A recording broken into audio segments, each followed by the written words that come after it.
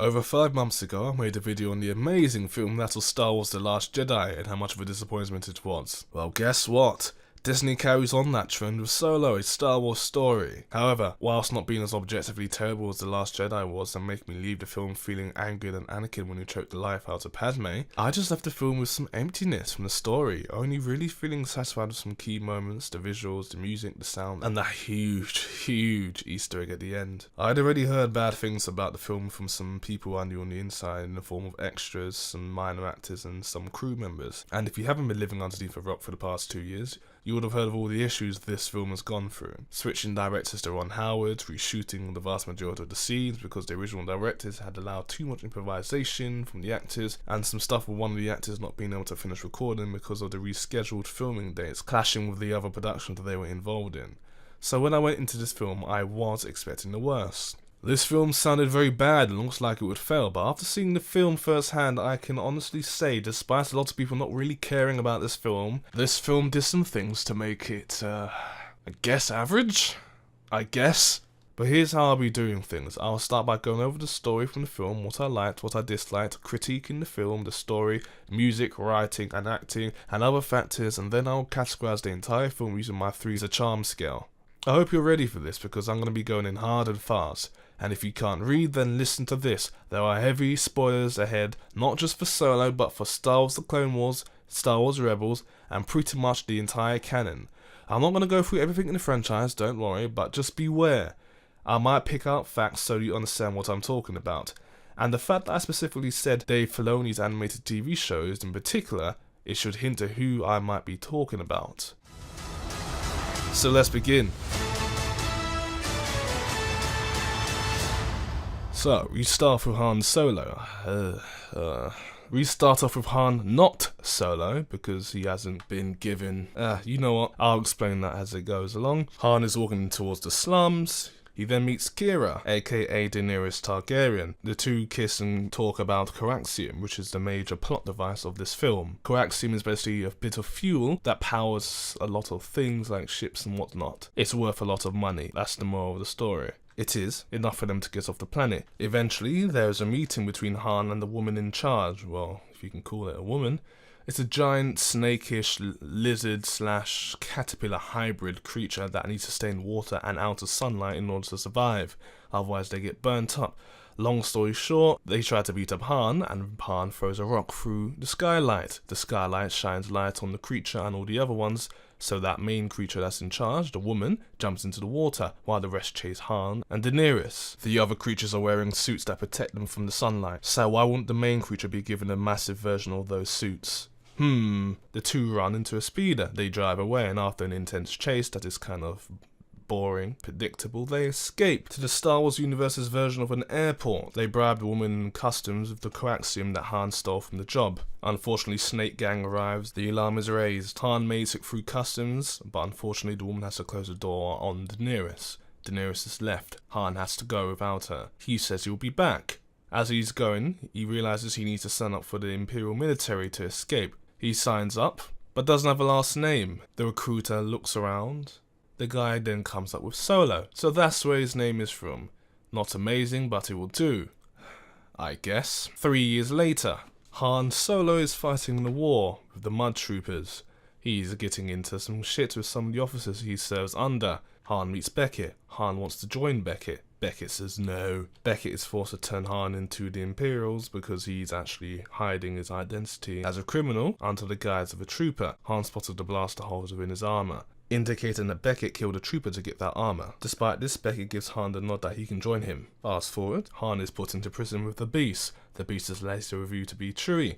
Chewie tries to beat him up, they have an intense fight, and eventually, Han speaks Wookiee. Chewbacca understands, they devise a plan to escape. They do. Now they are part of Beckett's crew. Yay. Han and Chewbacca share a shower. They talk, get to know each other. The conversation feels unrealistic, however, and feels forced. Fast forward to the next GTA 5 heist. Beckett and crew needs to hijack a large shipment of coaxium. This will be traded in for a lot of money.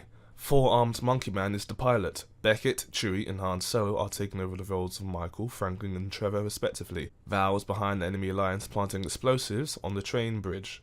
They launch the heist. I'll skip to the juicy parts for you. Chewie splits up the carriages so that the last one is the coaxium one, saving them from security troops. Before they can cut off the ones in the front, Space Marauders emerge. As if the Empire wasn't worth the screen time besides the probe droids attacking Val. Speaking of Val, she dies by blowing up the bridge after 4-armed Monkey Man gets shot by a Space Marauder boarding the ship Halo style. Han takes over as pilot to show his skills. Yay! Beckett and crew are lynching the shipment, but so are the Space Marauders. Eventually, it's fight or flight, as both groups are heading for a mountain. Han chooses flight. They survive. The shipment explodes. Beckett punches Han. Chewie's like, what the fuck, bruv? Beckett introduces the Crimson Dawn to them. Beckett and crew need to pull off this job or death. They go to the Crimson Dawn's ship. Beckett goes to find his boss, Voss, or as I'll call him, Scarface. Chewie goes to find some space wine for him and Han.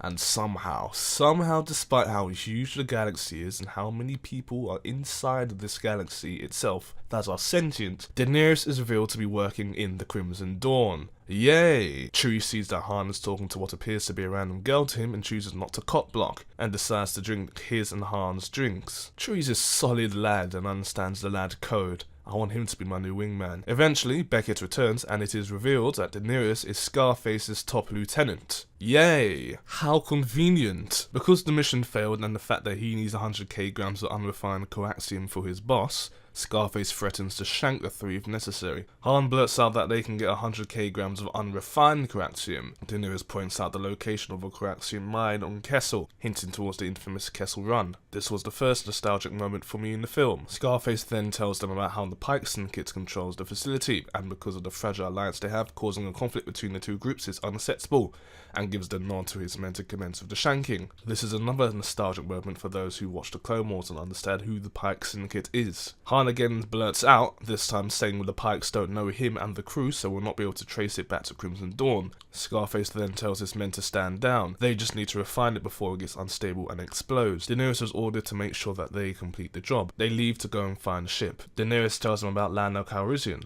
They go to meet Lando in the club. Within this club are droid fighting pits. Han tries to be cool and play space blackjack with Lando for his ship. Loads of banter later, Lando wins. Han doesn't win the ship and looks like a fool. Lando actually cheated to win. In comes Daenerys to save the day, just like with the dragons in season 7 of Game of Thrones, who charms Lando into joining the heist. He wants 50%. In comes Beckett, saying 25. Lando recognizes Beckett, saying that he killed Aurra Singh. Lando says he will do it for 40% because he owed Aurra Singh money. And for those who watch the Clone Wars, you'd understand why you should not mess with Aurra Singh unless you have a lightsaber, or in this case, the Force.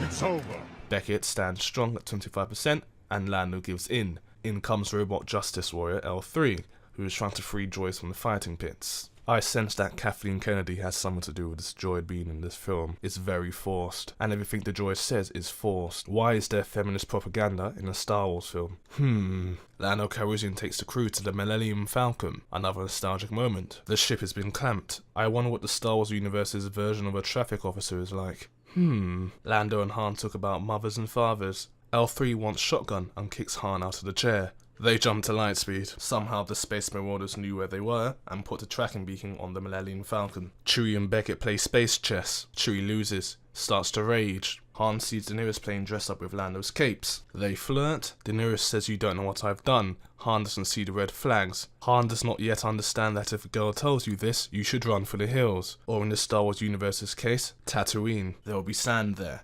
It's coarse, it's rough, it's irritating, and it gets everywhere. She will not be following you there. Anyway, they kiss. Beckett cop blocks. Beckett does not understand the lad code like Chewbacca can. Beckett is not a good friend. Han should cut off Beckett after this point, but he does not see the red flags. Again. Moments later, Han and Beckett are arguing about what happened earlier. Beckett tells Han not to trust anyone and he will never be hurt. Subtle foreshadowing for the future. Han does not see the red flags. Again. The crew drops out of hyperspace. L3 talks about equal rights. Lando is having none of it and walks away. Lando Calrissian obviously went to bitch management school.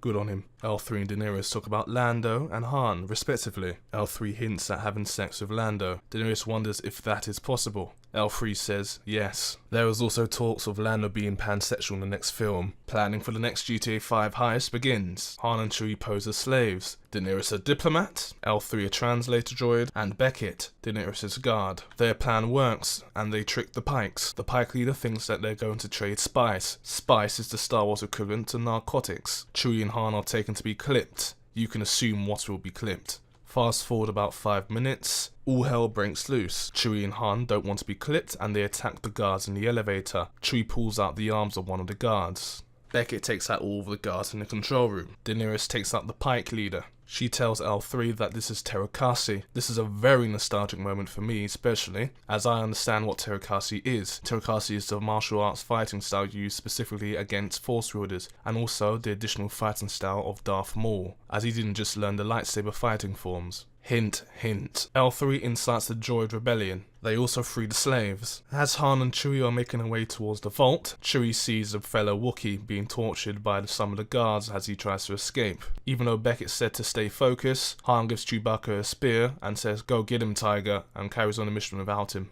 Han reaches the vault. He starts to take some of the coaxium. Han, Chewie, and the Wookiee that Chewie saved start pushing the trolley with the coaxium back up to the surface. There is a big firefight above the surface. Lando joins in the fight. L3 and her droids also join the battle. Once the coaxium is loaded onto the ship, L3 gets shot. Lando goes to save her. He also gets shot. Han decides to go and help. Chewie says farewell to the slave Wookiee, who goes to join the other slaves instead of joining them on a ship that actually can get them off the surface. Chewie goes to help Han carry them back. Daenerys runs out and throws some sort of explosive at the entire enemy forces. They escape. Yay! L3 deactivates in Lando's arms. Han has to fly. Cue the Millennium Falcon theme. As they fly away, they realise that an Imperial Star Destroyer is blocking their exit route. We then get the closest thing to a space battle you are going to see in this film. The coaxium is getting unstable now. Han wants to make the Kessel Run in under 20 parsecs. Lando says you can't make the Kessel Run in under 20 parsecs. Han Solo says, hold my beer. I'll add that this wasn't because of magic and Han Solo's amazing skills by itself. He uses L3's data to navigate his way through. The crew downloads L3 to the navicomputer. Chewie shows his CV to Han. Han makes Chewie his co-pilot. Despite the dangerous feats in the battle, the plot armor keeps the crew alive. L3, now plugged into the navicomputer, starts to map out the maelstrom. The crew eventually realizes that they are heading towards the Maw, in other words, a black hole. A lightning bolt shots the Millennium Falcon. The power gets taken out, leaving emergency power only. The headlight gets taken off. As it turns back on, you see a giant eye, bigger than the Millennium Falcon itself. Yes, they have a jump scare in this film. The eye is later revealed to belong to some giant spacefaring creature. This is basically a giant version of every single tentacle creature in every single hentai that has one. Han launches the escape pod from the Millennium Falcon towards the Maw. The tentacle creature follows it into the Maw, thinking that the escape pod is Imotu-chan. Because they don't want to be Oni-chan for the tentacle creature, they inject some of the coaxium into the reactor to give them a little boost to escape. They do. The creature gets sucked into the Maw. They escape. No tentacle fucking scene for the creature. Yay! They make the jump to light speed. They do not die. Call it Han Solo's skill, or call it plot armor, you decide. They arrive in Severine. As they are refining the coaxium, the very happy Han Solo, who just completed the Kessel Run in under 12 parsecs, allegedly, puts his arm over Lando's shoulder. Lando, who hates Han at this moment, says he's going to wait inside the ship for his share. Han goes to talk to his bae, Daenerys. He wants Daenerys to come with him once he gets paid. Daenerys is in debt to Scarface. Two things that should be mentioned out of this conversation is this. Daenerys says even Scarface has to work for someone. The other thing being that she says Han Solo is the good guy. Han tries to object. Beckett calls the two to the bar. Suddenly the Space Marauders turn up. Definitely not predictable. Han tries to scare the Space Marauders by saying that there's 30 armed men inside the Millennium Falcon. Suddenly, Lando flies off with the Millennium Falcon. The plan is thwarted. Beckett starts to slag off the Space Marauders. Their leader walks up towards Beckett. They square off. The leader removes the helmet. It's a young teenage girl. This is a massive plot twist. I was not expecting this at all. What bugs me, however, is the fact that the girl's voice is completely different from the voice that was used when she was wearing the helmet. It's a completely different accent and pulled me out of the film. But what happens after is even more enticing. The Marauder leader tells the crew about what Crimson Dawn really is and what they've done. Daenerys hides the Crimson Dawn mark on her arm. The Marauder leader tells them about the civilizations that have been harmed. The Space Marauder leader says, "We're not marauders, we are allies." Sounds very rebellious, don't you think? Han wants to get the money and escape Crimson Dawn at the same time. He discusses this with Beckett. Beckett says, "No, I'm leaving. You should come with me, Han." Knowing that he won't, he says this: "If you survive this, meet me on Tatooine. I have a job there with a very big crime lord. I wonder who this might be." Eventually, Crimson Dawn arrives. Han, Chewie, and Daenerys make their way to the ship. They report to Scarface. They lie to Scarface about what happened to Beckett. Scarface manipulates the situation, only to reveal that there was an inside man, and that the coaxium that they brought with them is fake. Han's plan was thwarted. Chewbacca and Daenerys look confused. The inside man was Beckett, because we definitely weren't expecting that now, were we? Beckett also told Scarface about Daenerys' weakness for Han. Scarface, feeling betrayed, starts to intimidate Daenerys. Scarface is lucky the dragons are in Westeros. Han reveals that he was paying attention to Beckett, and how he told Chewie that people are predictable, and that he is no exception. The coaxium that Scarface thought was fake is actually the real coaxium. The coaxium at the refining facility is actually fake. So Scarface sent off all his guards to get the fake coaxium, and now they don't. But they managed to catch the Marauders, or so they think. Turns out the Marauders are the natives, and the real Marauders ambush Scarface's guards. Now Scarface is left in the ship with only 2 guards. Fucking idiot. Beckett kills the last 2 guards on the ship. Now he's the only one with a weapon. He aims at Chewie, tells him to pick up the coaxium, and they go. Han and Scarface battle. Despite Han having a fucking blaster, he's unable to kill him and gets defeated. Bear in mind Scarface is using energy blades. As Han tries to shoot Scarface with his blaster, Daenerys intervenes, who picks up a sword from the floor. Using her Terrakasi, is able to disarm Han Solo. Daenerys pulls a very fucking shit plot twist and then attacks Scarface as if we weren't expecting that. She wins and stabs him. Scarface dies. Yay. Then Han and Daenerys have a very shit emotional scene. She tells Han to go and save Chewie. He does. As soon as Han leaves, she gets a ring off of dead Scarface's corpse. She then plunks the ring into a slot, and then a hologram appears out of nowhere. This is Scarface's boss. It is later revealed to be Darth Maul. For those who don't know, Darth Maul survived being cut in half by Obi-Wan in The Phantom Menace. He appeared in the Clone Wars and Star Wars Rebels. Daenerys is commanded to fly to him as he is waiting in Dathomir. He then pulls out his new lightsaber, which is nothing more than a ploy to make the audience feel more enticed by this crappy film. His new lightsaber makes an appearance in Star Wars Rebels, which appears about 7 years after Solo, a Star Wars story, is set. Anyway, Han Solo teleports in front of Beckett and Chewbacca and ambushes them. I'm not joking when I say this. He was behind them, he's now in front. As Beckett is trying to give a monologue, Han shoots first. Ha ha ha ha. As Beckett dies in Han's arms, Daenerys flies away in the ship to go and reinforce Jon Snow. Chewie consoles Han, because Chewie is a legend. Han meets up with the Marauders, who have packed up the refined coaxium. The leader invites him to join.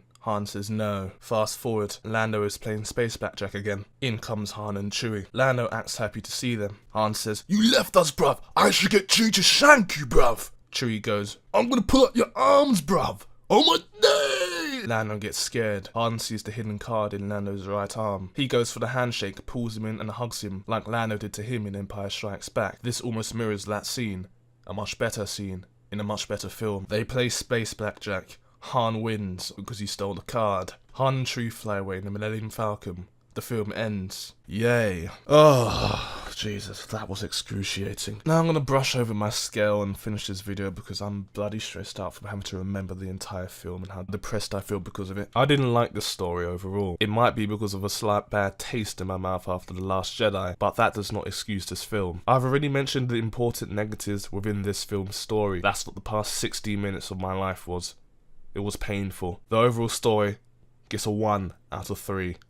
Writing was okay, I could follow it, and I'm sure the story writers had a good idea of what they were doing. However, the way it is utilised in this film is subpar. Maybe Kathleen Kennedy had restricted the writing a bit too much. Who knows? Writing quality gets 1.5. The Phantom Menace was better than this film. The acting quality was very good. The characters were believable. Well, the majority of them. It's funny, the main characters were not so easy to follow. Just in case Cardi B is listening, I'm going to highlight this. Childish Gambino, aka Donald Glover, was not entirely believable as Lando. That doesn't mean he's a bad actor, however, he's a fucking great actor. Just his portrayal as Lando was not good. Don't get me wrong, he had the swag of Lando, but just the voice. The voice didn't go well for me, to be honest. The same goes for Alden Ehrenreich, or how the hell you pronounce his name. His portrayal as Han Solo was not believable at all. He's a good actor, don't get me wrong, same as Donald Glover.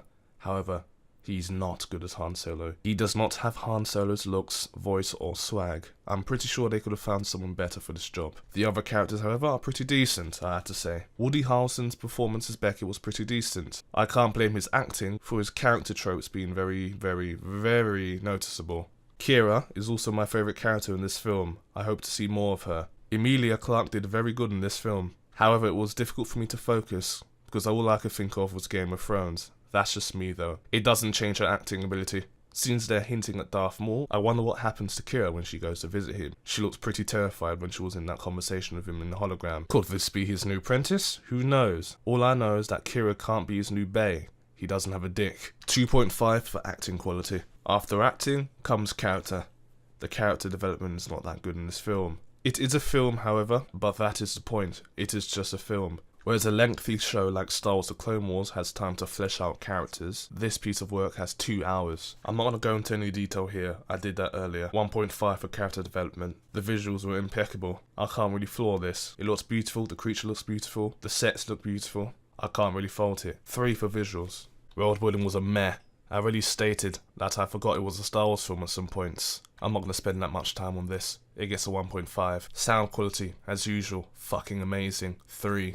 The same goes for music, fucking amazing. However, I wish they'd had more unique themes, instead of just reusing John Williams' score. 2.5. Enjoyment. Well, I enjoyed shitting on this film, but other than some nostalgia moments, this film did fuck all for enjoyment. 1. Rewatch value? No.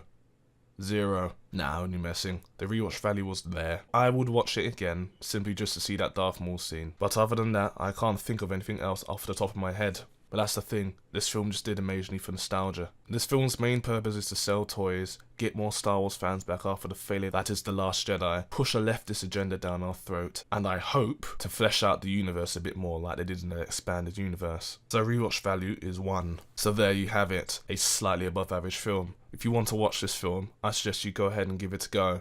Just don't watch it again. There's hardly any reasons to see this film again. With some quick maths, we can round it up to 6.2. If we divide it by 3. The Star Wars franchise just keeps getting better and better and better by the day, does it not? I'm gonna go cry a little. Catch you in my next video.